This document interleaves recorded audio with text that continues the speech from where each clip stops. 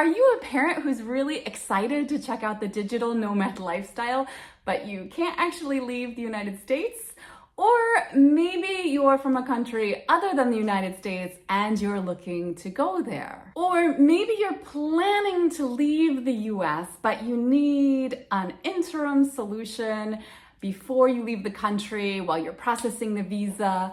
Maybe you're even from a specific US state and you're looking to get another state's residency, either for tax reasons, for driver's license exchange reasons, or in order to just make it easier to process your visa. Well, today I have a solution for you. I'm gonna talk about the tools that I use to carve out 2 months in Washington, D.C., when my daughter attended a French immersion camp while she was only 2 years old. And then I'm going to talk about how you can use my experience to create this type of comprehensive solution in any US state or even abroad. So in my last video, which I'll link up here somewhere, I talked a little bit about Boundless Life.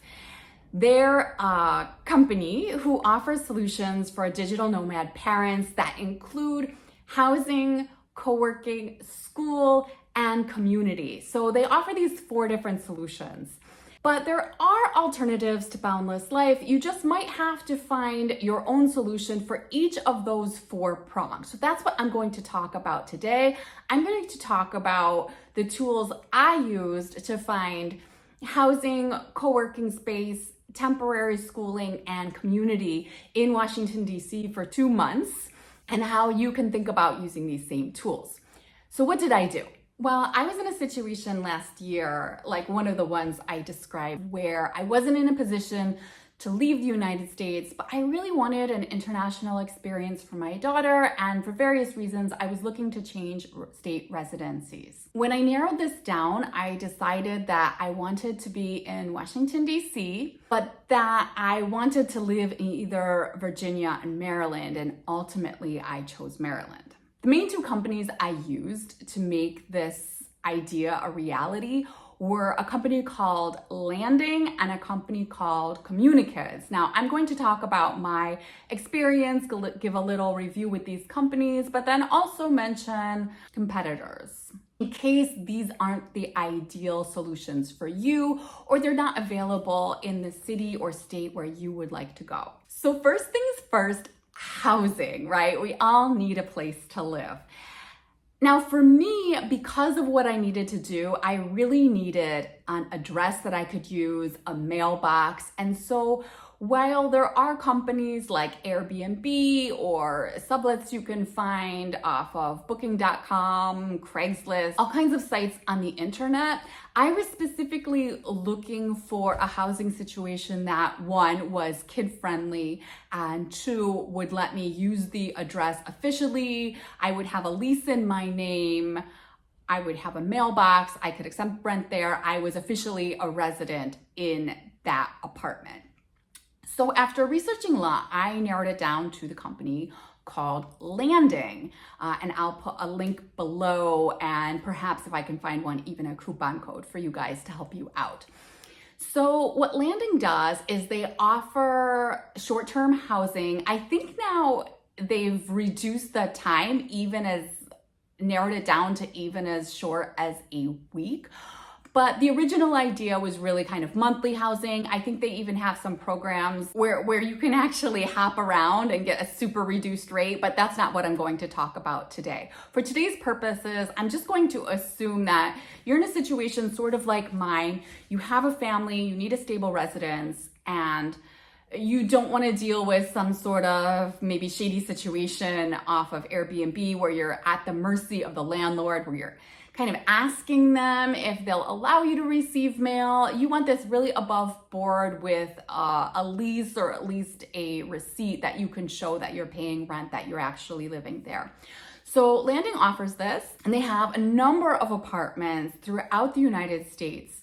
And a lot of these apartments are, I don't know if I'd say luxurious, but I mean, for me, semi-luxurious, right? The one I ended up staying in, it had a gym, it had a pool, and it even had a co-working space. As an extra bonus, all utilities are included, so that's not something you have to worry about. So this is really a great solution. As I said, if you need to go to residency, this could even be for schooling purposes, for mailing purposes, for whatever. You're officially living there, but yet you can do it on a very short-term basis.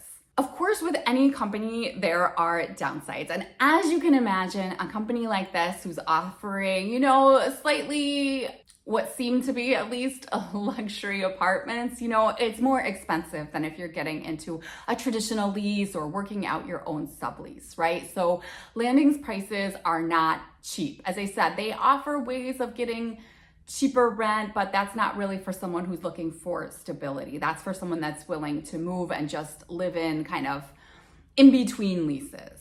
So it's pretty expensive. Also, when I arrived at my apartment, which was super, super duper spacious, it was a 1-bedroom, but I felt like bigger than the 3-bedroom house I had been living in. But it was a bit dirty and some things were broken, and I was not at all happy about it, but I had already started using the address. I needed to do some things pretty quickly for various reasons, and I wasn't really in a position to just say I wanted to leave and move to another one of their locations. So I kind of felt like I had to stay and I had no choice. Luckily, they were eventually responsive and I was able to get everything fixed. And of course, I was able to clean the apartment, even though it was a bit dirty. So that was a bit of a downside. Also, while I had no problems getting mail, there was a bit of an issue getting packages, just the way they had these security lockers set up, but some of the notifications were going to the landlord of the apartment, and then I was having problems getting security codes. Again, it was nothing that I couldn't manage. I was able to, talk to the person at the front desk and eventually get into my box every time, but it was a bit of a pain. But as I said, there were a lot of positives.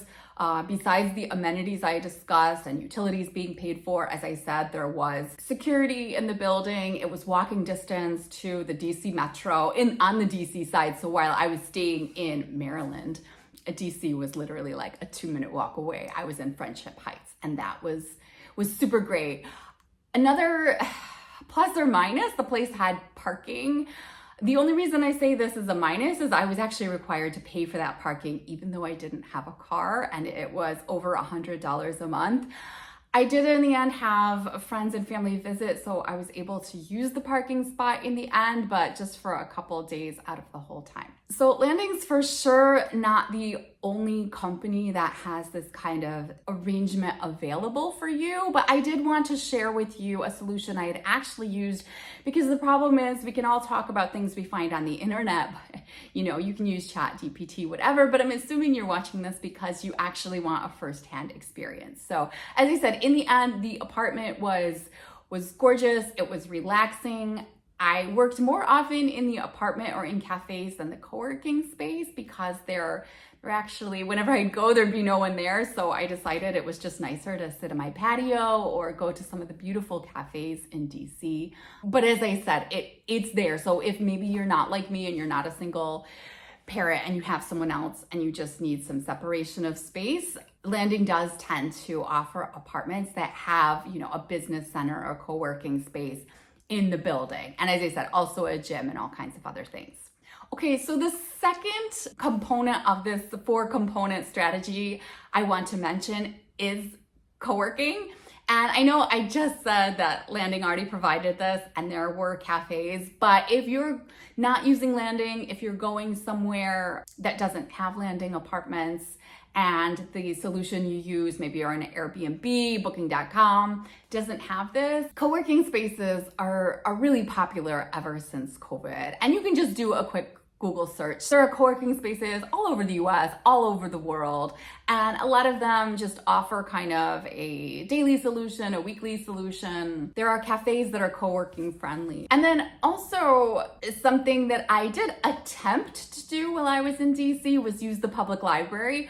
But I have to say, while I have used public libraries a lot as a co-working space in other places, the library that was that I went to in DC, I think that the two that I checked out just weren't the most conducive for co-working. They were honestly a little dirty and smelly, and I just decided, in comparison to working either at the apartment or in a cafe, I'd rather work in the apartment or the cafe. But public libraries are something that you definitely might want to check out. Most of them have free internet and little nooks and crannies that you can go into to do some co-working, especially if you don't have to be speaking at a meeting. Okay, now the third component of this strategy that I want to talk about is schooling for your kids. And if you're a parent like me, this is possibly more important than housing, right? Because I think a lot of us feel like we could find at least an Airbnb.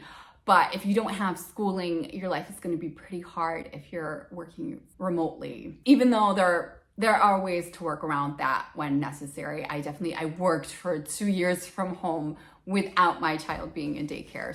So it can be possible, but it's not always ideal. So what did I do? As I mentioned, I ended up going through a preschool network that's in the general DC, Virginia, Maryland area called Communikids. And I was just amazed. So Communikids, they educate kids from 18 months old to 6 years old. So, okay, this is not a solution for kids that are kind of in their older years, but from 1 year old to 6, that's a pretty broad range. But better than this, I would have to say, is it's not just, okay, I found somewhere to put my daughter. But for me, the really exciting thing about Communikids is these programs are foreign language immersion programs.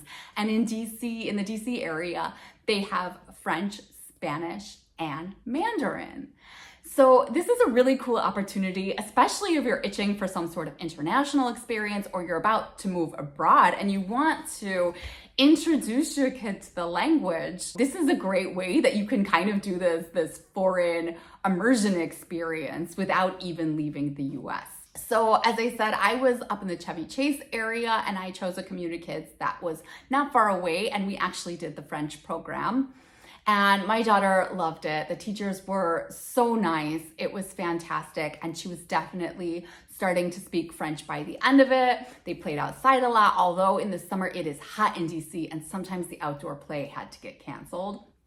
Another thing that I would say actually became a bonus for this program is at first I just did the regular school hours, but then I just was not having enough time to get my work done. So I added on the aftercare, which I think was less than $100 a week, which I feel like isn't bad for a, kind of temporary summer solution. And meanwhile, I was doing this for about 2 months. And then the aftercare, actually, although she was in the French program, the aftercare was mostly the teachers from the Spanish program. And my daughter had sat there for 2 years while I was doing Spanish lessons online. And so she actually, when I went to pick her up after aftercare, the teachers were asking me, how does your daughter know Spanish? And she wasn't even speaking a lot of English at that point. So I was really surprised that she was actually not only learning French, but actually she was also learning Spanish through this program. So it was super great. I couldn't recommend the program enough. Now, it was very easy as long as I signed up on time to sign up for a summer program. This might be a little trickier for you if you're looking to do something during the year, if you're looking to go to DC for a month or two during the school year. But I looked on their website and it does say that they have space available on a rolling basis. And especially I would recommend, and actually what I did is I did the schooling piece first, making sure that there was housing in the area, but locking in the schooling before I locked in the housing, although I might have done it on a refundable basis. I don't remember which, but it was really important to me to first make sure that the school was going to happen, to look at the transportation routes, and it wasn't going to be too tricky to get to school. Because as I said, I wasn't using a car, I was using the bus and the metro. So what you can do, because there are a variety of schools, is just contact the company and see if they're willing to take you for a month or two. If your kids are in the age range, the different schools go by different age ranges and have different language programs.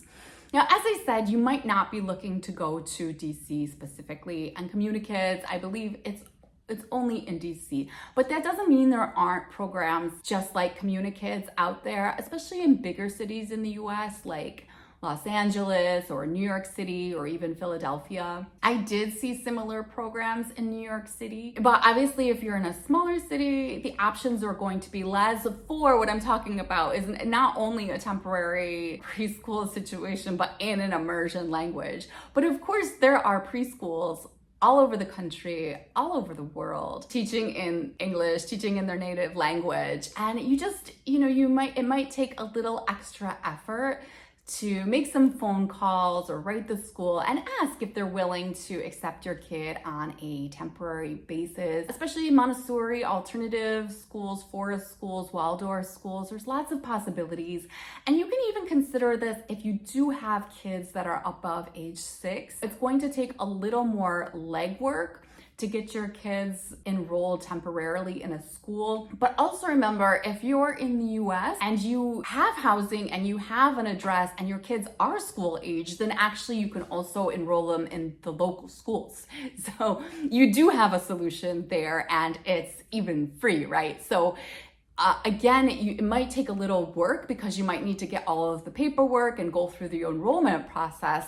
But actually, the schools, they can't refuse you. You have a right to send your kids to school. So really, it's even easier, I would say, in a way, although you have to think about the continuity of your child's education.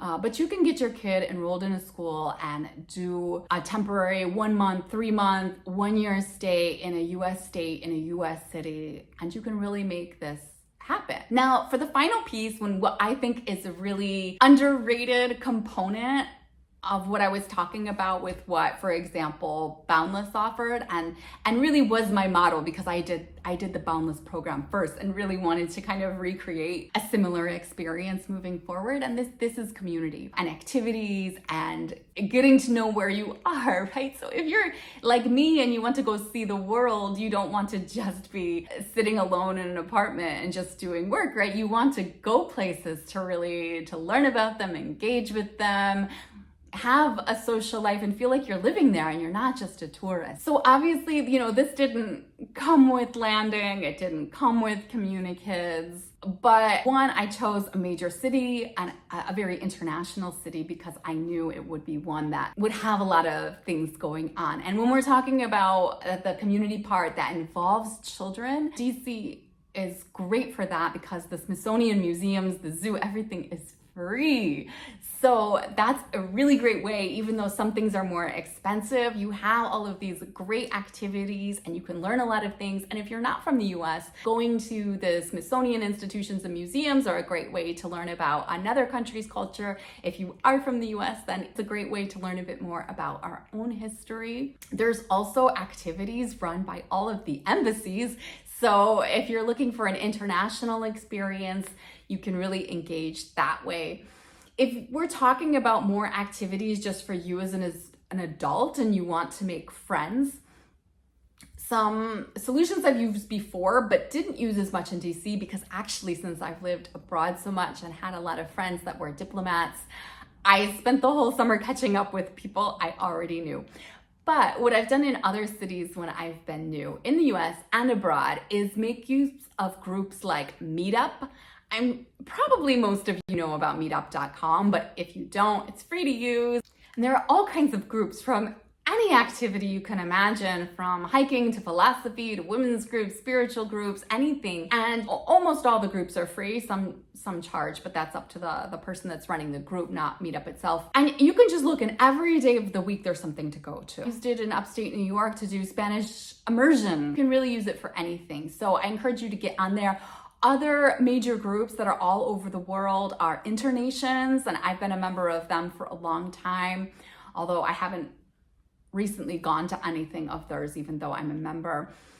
Your university and college might even have an alumni group. I have made use of that actually more than almost anything else in recent years. I love going to the alumni groups because I always find it's a bunch of nerdy people like me and I can nerd out. There's some other groups one's called Girl Gone International, and they run a lot of Facebook groups. So obviously that's for female identified people. If you're in the LGBT community like me, there are LGBT centers all over the world that again run activities that you can get involved with. You can make friendships. They often run circles and workshops. And then there's another group that I haven't checked out that's called something like Leftovers. I'll leave it in the comment, or I'll write it somewhere here, where you actually go to dinner with a group of strangers with the aim of making friends. So sometime I'll check one of those out and I will give my review on that. But I just wanted to say, you can make a fulfilling experience even as a digital nomad parent, and you can even do it without spending a ton of money. As I said, if your kids are school age, the school component can be free. There are trusted house sitter kind of websites where you can get accommodation for very cheap. You can also sublet. If you throw money at problems, it's often easier, but you can also do this inexpensively even in the United States. So even if you have a remote work job that's remote work but US only, you can still live a really enriching experience. And I know how much I've gotten out of traveling around the world, and I was really worried that it would stop when my daughter was born, and it did for a little time at the beginning, I think just because I was overwhelmed. But I've been so happy that even though she's still so young, and even though we're just a two-person family, just her and I, we've been really able to see the world, learn different languages, and come up with solutions with a little extra effort. So I hope these solutions have been useful for you. If there's something you'd like to know a little bit more about, maybe something I said, something you want me to go try out so I can give you a review, just let me know in the comments, and please like and subscribe.